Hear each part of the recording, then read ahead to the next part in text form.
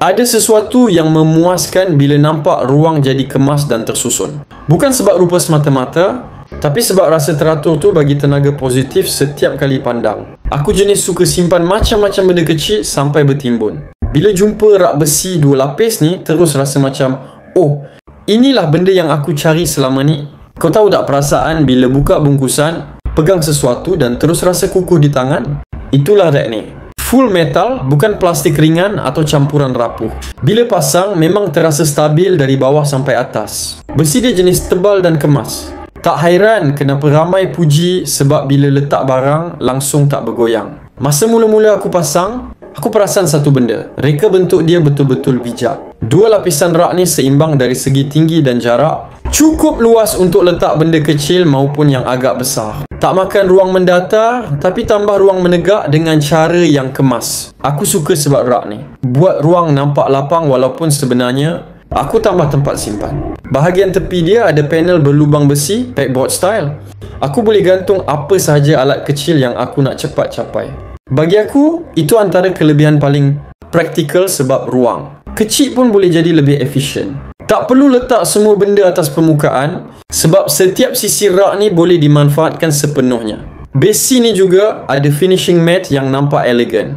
Tapi yang paling aku suka, ia tahan karat. Kadang-kadang bila habuk berkumpul, aku cuma lap sedikit je. Terus bersih macam baru keluar dari kotak. Tak ada kesan calar mudah atau cat tertanggal. Dan yang menarik, walaupun nampak premium, berat dia masih mudah alih. Aku boleh ubah posisi bila nak susun semula ruang, tak perlukan 2 orang pun. Setiap kali aku letak sesuatu atasnya, aku yakin ia mampu tampung dengan baik. Lepas pasang rak ni, ada perubahan kecil tapi besar kesannya. Aku rasa ruang aku bernafas. Dulu pandang rasa serabut, sekarang bila tengok barang tersusun lapis demi lapis, rasa macam lega. Apa pun benda aku nak guna, semuanya di tempat yang mudah capai. Benda biasa macam ni buat hidup lebih teratur tanpa aku sedar.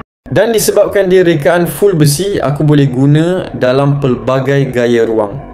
Nak letak peralatan kerja boleh, letak aksesori, barangan harian atau hiasan kecil pun sesuai. Warna hitam mate dia neutral, senang match dengan apa jua tema ruang. Itu yang buat aku kagum. Dia bukan sekadar rak, tapi satu struktur yang hidup dalam mana-mana suasana. Kalau kau pun tengah cari cara nak buat ruang jadi lebih kemas tanpa perlu tambah perabot besar, percayalah, rak 2 lapis besi ni memang pilihan paling bijak. Reka bentuknya bukan sekadar cantik, tapi tahan, praktikal dan rasa puas setiap kali guna. Dapatkannya di beg orange sekarang, sebelum stok tinggal sikit. Benda besi berkualiti macam ni memang cepat habis. Dan bila kau dah pasang nanti, kau akan faham kenapa aku kata benda biasa ni boleh ubah keseluruhan vibe ruang bilik kau.